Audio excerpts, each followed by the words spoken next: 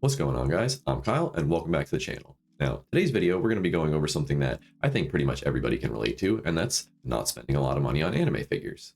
Now, figures, like most things in life, you get what you pay for. And as we all know, they can go from several thousands of dollars for a single figure to, $10 to $15 for a cheap price figure. So how do we know where the safe spot is in the middle ground for those of us that only want to spend, say, $50 to $60 on a figure? Today, we're going to be opening up the last 6 figures that I had in my $1,000 haul from my last video, all of which are kind of on, the cheaper side. So I thought it would be fun to do a little budget battle comparison type episode to see, what is a good, cheaper, newer figure brand to buy from. Now, you may be asking yourself, how are these scale figures so cheap? Well, there's several reasons for that. The first is being that most of these are from smaller, lesser known figure companies. Oftentimes when a company is lesser known, they'll sell their product for cheaper in order to entice people to buy them to get their name out. People are a lot less willing to spend $150 plus on something that they're completely unsure of the quality and they don't know what they're going to be getting. Now, the second reason is that most of these figures are from Chinese figure companies. Those of us that are, a little more familiar with the hobby know that figures are usually licensed in Japan, manufactured in China, and then distributed worldwide from there. With these being manufactured by Chinese figure companies, we're kind of, cutting out one person from the process, which is one less person getting a paycheck, which in turn contributes to the overall lower cost of the figures. Now, the third reason that these figures are a little bit cheaper is that they are all original characters. Now, big popular characters such as Hatsune Miku generally have a very high licensing fee. We all, joke about Miku tax, but it's an actual thing. So with these being original characters, they have a much lower licensing fee, if any, which in turn is passed to the consumer. Now, enough yapping about the how and why of the figures. I got 6 figures to get through, plus I got a small announcement for you guys, so let's get moving. Brings us to the first figure that we're going to be opening today, which is Nyuugyuu Sister Ouko by ModelWay. This is actually one of the more expensive figures we're going to be opening today at a whopping 8,500 yen. ModelWay, the company that makes this, only has 3 other figures so far, so it'll be interesting to open this up and compare it to the other ones. The first thing I want to talk about is the box for this thing. It just looks like a plain brown cardboard shipping box. I don't know if there's another box inside of here, so let's open it up and find out. Now, if I'm correct, Nyuugyuu means dairy cow in Japanese. I promised you guys more cowgirls, and I wasn't lying.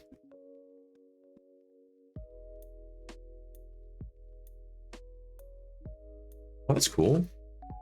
All right, so there is another box inside the box.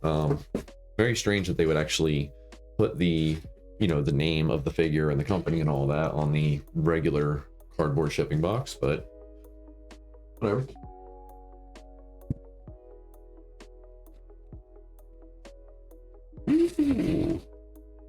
All right, so on first look at the actual box, you can see we have a close-up of the figure on the front here. I really like the illustration on the other side. I'm assuming this is the original illustration that the figure was based off of, which looking at the way that they've framed both sides of the box, the illustration compared to the actual shot of the figure, I'd say it's nearly a 1-to-1 recreation, so that gives me pretty high hopes.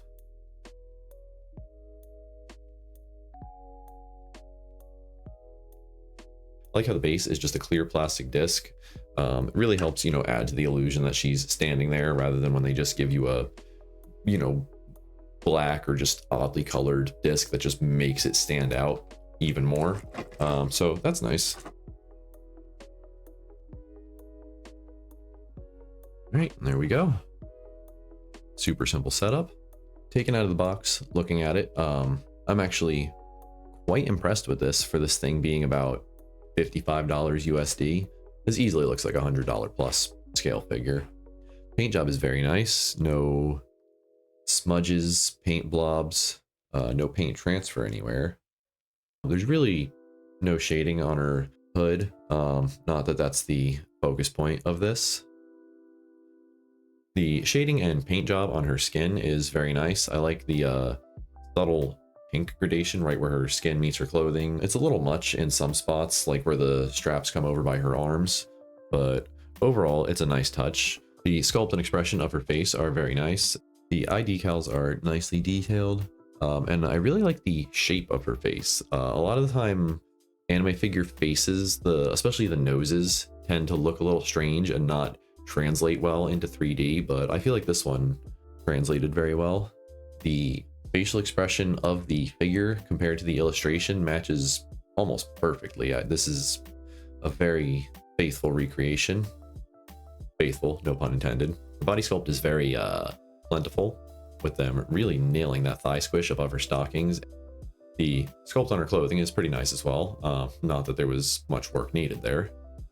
Overall, I feel like this was a pretty great pickup for only 8,500 yen, and I'm pretty happy that I got it. I'd give this thing an easy 10 out of 10 for price to value ratio. Our next figure, it might be a little much for YouTube, so we're going to go over it pretty quickly. This was also already been unboxed earlier. This is Konata-chan from The Story of a Manga Artist Who Was Imprisoned by a High School Girl. Yeah.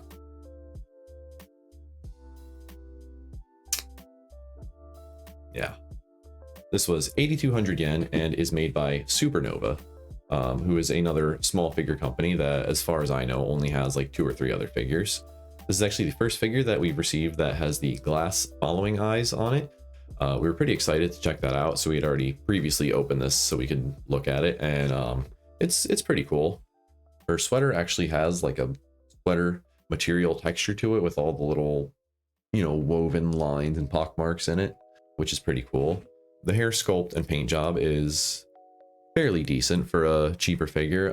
Nice little gradient from that kind of brownish maroon color to the pink towards the tips. I would say the face sculpt is where this thing really stands out with the following eyes. I know it's kind of like a, I don't want to say gimmicky thing because that makes it sound cheap, but it's been a trend lately in anime figures, and this is actually, as I said, the first one we've picked up like this, but it is not the first one we're going to be opening today that has the following eyes, so we'll check out a couple more of those. She comes with 2 face plates, this one as well as just a regular smiling face. She also comes with a face mask. I believe we picked up the complete edition or whatever special bonus thing was for this figure, and it comes with a little holographic postcard. I'm not sure how well or if this will even pick up on the camera, but it's one of like the, like the little like moving holographic things. As I said, the sculpting on this figure is definitely its strong suit, with the inside of the ears being textured, the sweater having a nice material-like texture to it, even though it's not real material, and the squish from her fingertips is also a pretty nice touch as well. The glass following eyes are pretty cool. I like how she has the heart pupils in the middle. Of course, they only follow, to a certain degree. Overall, pretty happy with this figure. I like how it comes with several accessories at a slightly lower price tag than the last one. Like I said, sculpt quality is higher, paint quality is a little lower, but overall I'd rate it about the same. I'd give this one a 9 out of 10. So our next figure is Kyou no Yuushoku Yuki, and is made by Kiwi Toys, which is another small figure company that, again, only has 3 or 4 other figures. On first look, the box is, fairly plain. Nice little window in the front letting us see the figure inside. Several shots of close-ups of the figure on the outside. Looking through the box, her face looks a little, weird, but maybe that's just the angle that I'm seeing it at. But we'll take a closer look when we get it out.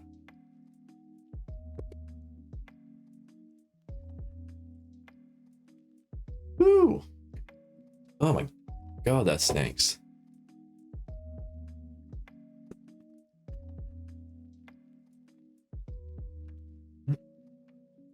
We have our base, nice little hardwood floor. We have our table. She's like, the table is like 2 millimeters too tall to just slide underneath.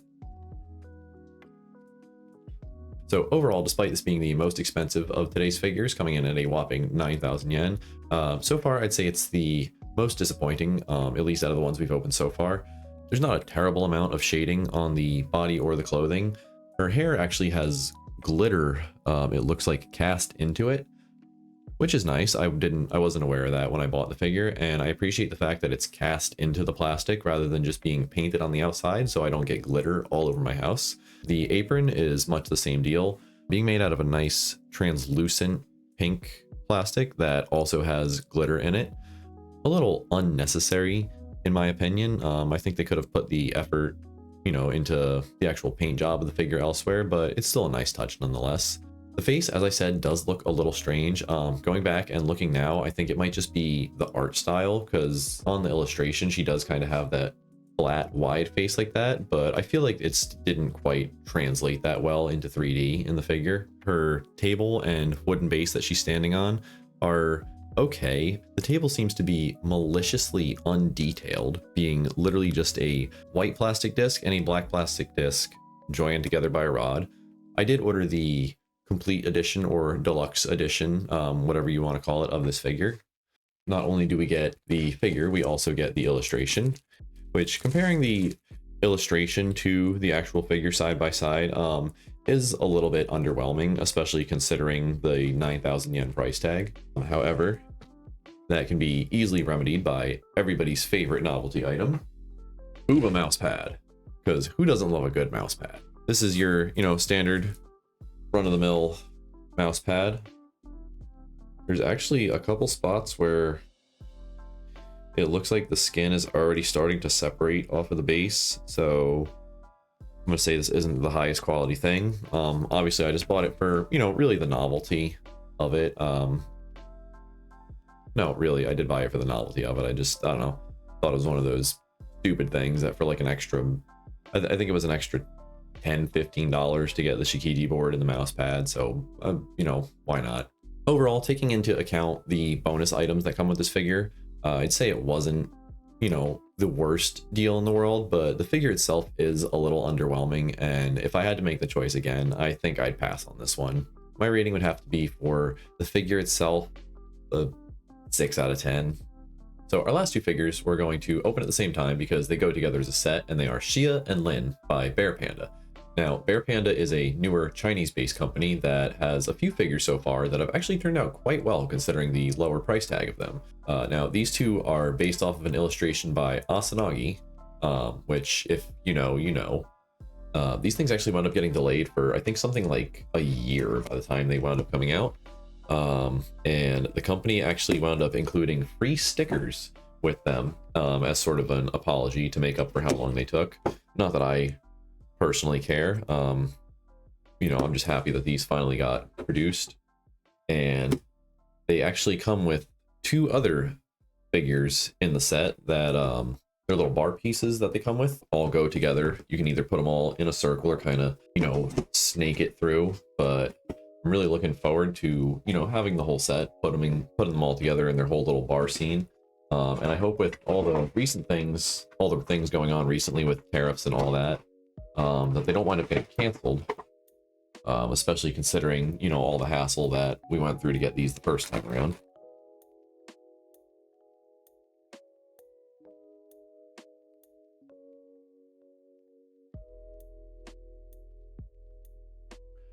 This is such a strange way to do this. The base is just kind of a little, you know, pegboard, almost like an inverted Lego.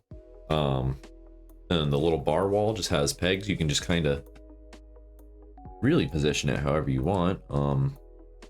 You know, I suppose that's to help build them all into a scene together.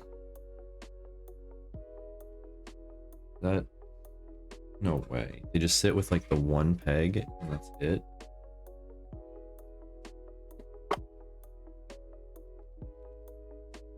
So with these figures fully set up, I am quite impressed, especially considering the fact that both of these were less than $100 put together. The sculpt and paint job is quite impressive on them, especially the white one's hair here. The way it fades from that white to pink to blue down to that light purple at the very ends is very nice. The latex-like material for their bunny suits as well as their ears and sleeves is very nice, and the hands and fingers all have very nice articulation on them. The fact that you get real net tights on a 1/6 scale bunny figure for less than $50 a pop is quite impressive.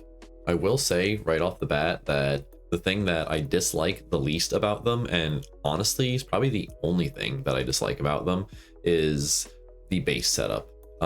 It is both a blessing and a curse at the same time.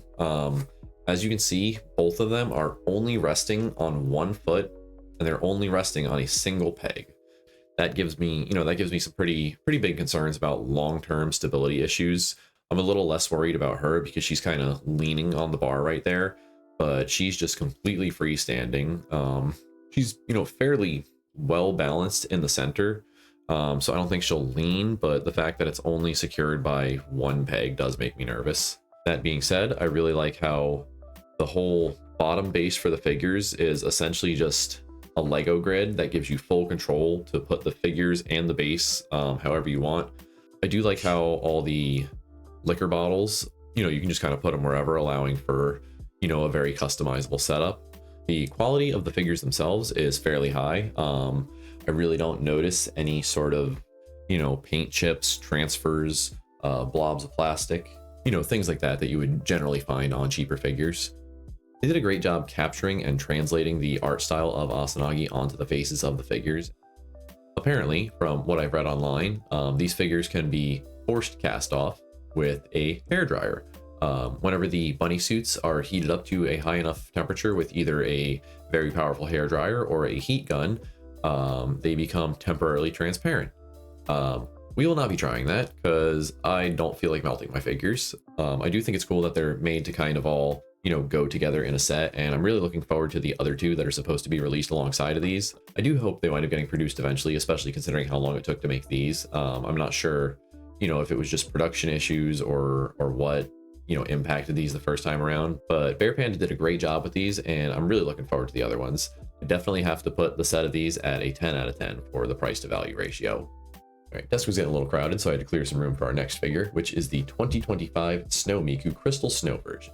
Now, this released back in February, meaning I've had it sitting around the house for quite some time now. So let's go ahead and get this thing open.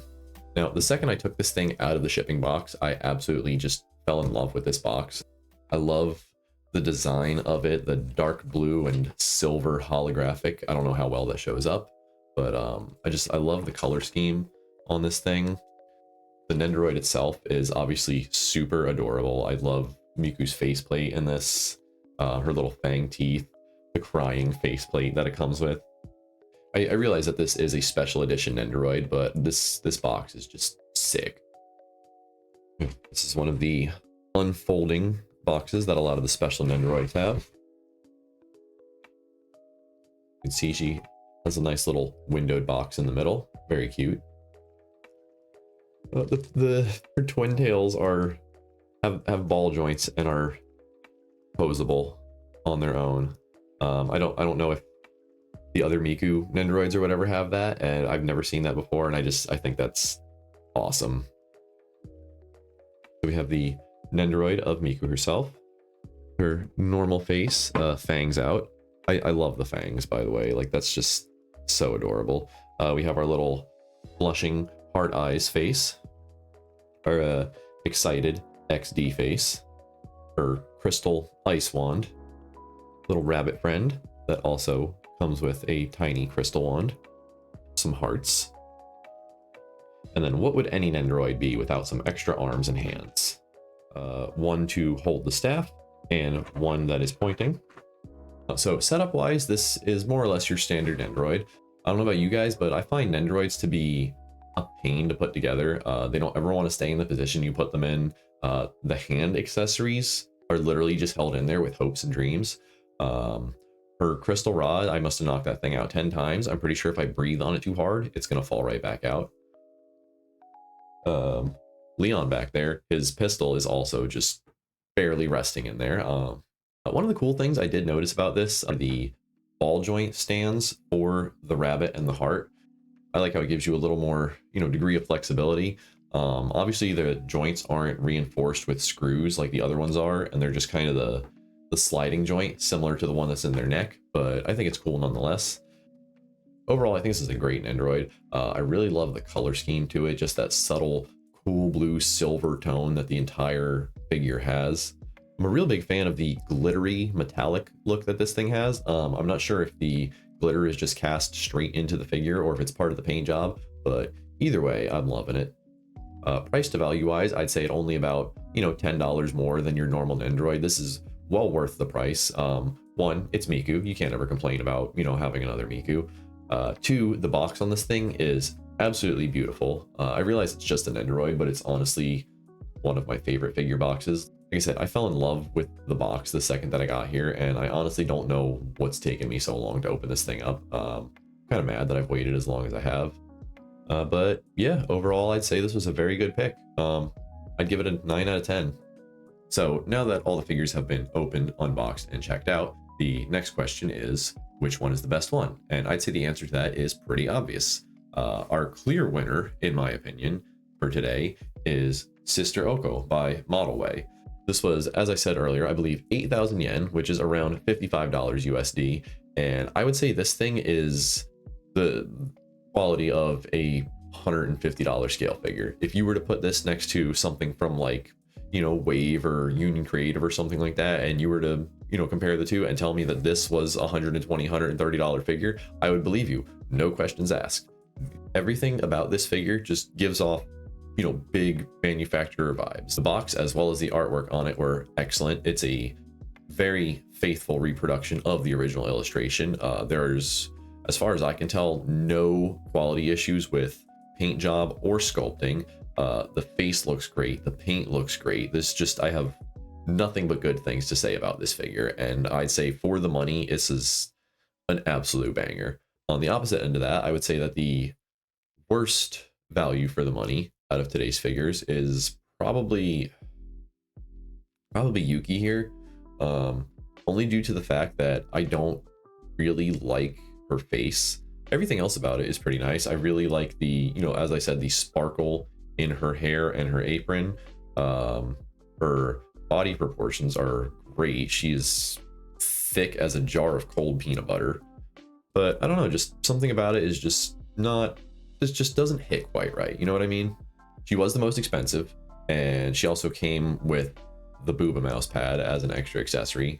I believe the regular version without the mouse pad was only 1,500 to 2,000 yen cheaper, so it really didn't make that much of a difference. That would have put her at about the same price as the Cow Nun and the manga artist one, which I'd say at that point I would still probably put this at the bottom of the list. Not that there's anything wrong with it. As I said, I just think it's the lowest money to value ratio out of all of these. So I realize I'm not the fastest person at producing these videos. I'm trying to put them out a little bit quicker than, every 3 weeks, which is what I've been normally going for. But in the meantime, if you guys want to come hang out with me a little bit more, I'm pleased to announce that I'm going to start streaming on Twitch. Wednesdays and Saturdays are the days that we're going to be shooting for. My schedule's a little weird the next couple weeks, so that might change. But yeah, starting next week, Wednesdays and Saturdays, if you guys want to head over to twitch.tv/moshpitgrandpa, I'm going to try and stream probably about, 7 or 8 p.m. Eastern Standard Time. So if you guys want to hang out with me there, you're more than welcome to come down. I would stream to YouTube, but I already have Twitch set up and I'm more familiar with it and everything. I'll probably do, multi-stream at some point later on. But yeah, if you guys want to, come check me out, watch me try and not suck at Stellar Blade, which is going to be the first thing I'm playing, you're more than welcome to come down. All right, guys, and that about does it for today's video.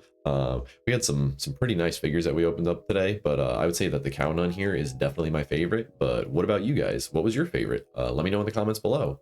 My next couple videos probably going to be a little bit shorter because I'm going to try doing something different instead of opening, several figures in like a quick unboxing. I'm going to try doing like a little more in-depth, detailed look at like 1 or 2 figures for a video and just, see how that works out, maybe see which one I like better.